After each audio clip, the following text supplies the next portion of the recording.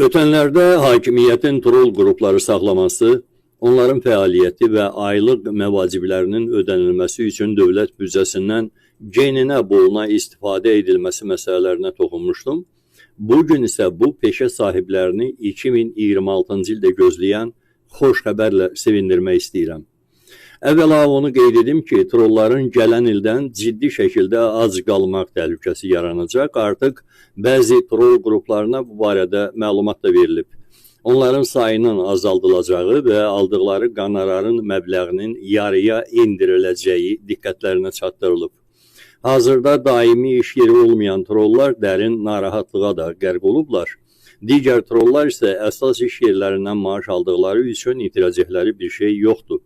O mənada ki, hakimiyyət troll qruplarını yalnız sıravi yap üzvlərindən, QHT və media təmsilçilərindən deyil, həm də müxtəlif idarə və müəssisələrdən cəlb etməklə formalaşdırıb.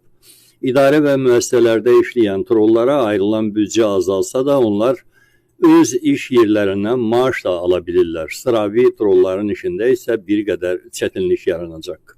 Əldə etdiyim məlumata görə Sahil Babayev Maliyyə Naziri təyin edildikdən sonra bir çox maliyyə islahatları apararaq bəzi qurumların süni şəkildə şişirdilmiş büdcələrinin azaldılmasına, ixtisarlara bildiyiniz kimi nəhayət nail olub və bu proses davam edir.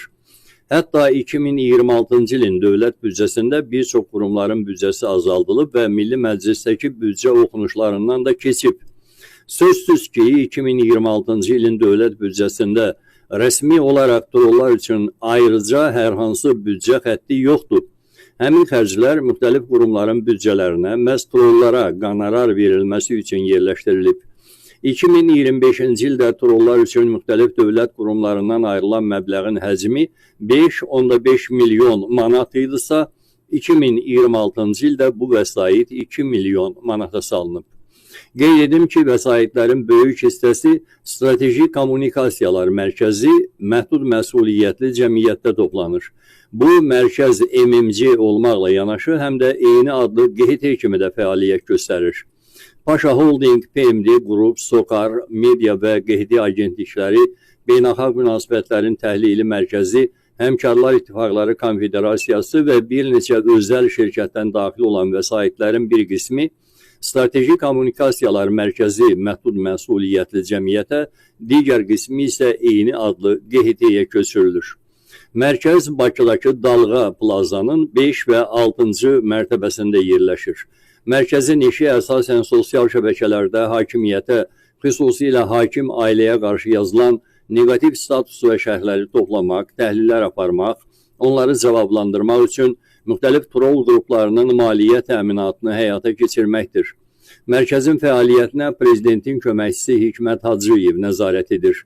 Siyasi fəaliyyətə cəlb olunmuş trollara ayrılan vəsaitlər Strateji Kommunikasiyalar Mərkəzindən paylanır.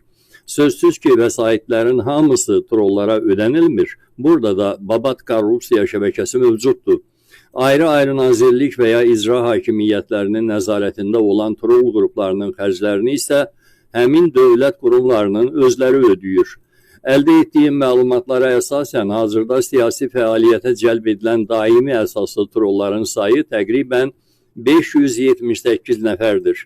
Onlarla bərabər müxtəlif YouTube kanallarına hücum etmək üçün kütləvi troll qrupları da var ki, onlar zəruri hallarda prosesə cəlb edilir. Onların sayı isə 1300 nəfərdir.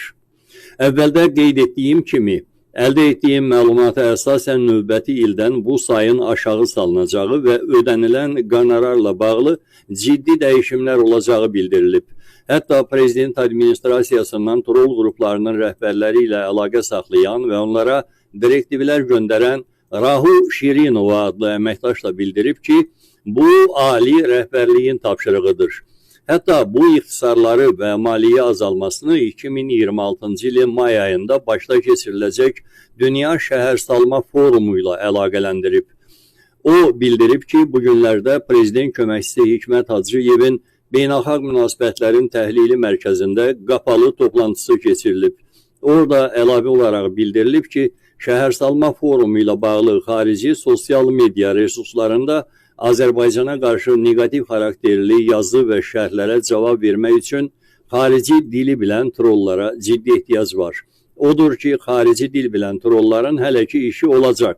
Mən də vaxtıyla qeyd edirdim ki, trollar gec-tez özləri bu hakimiyyəti ifşa etməyə başlayacaqlar. Bu məlumat da onlardan daxil olur. Odur ki, proses yavaş-yavaş başlayır.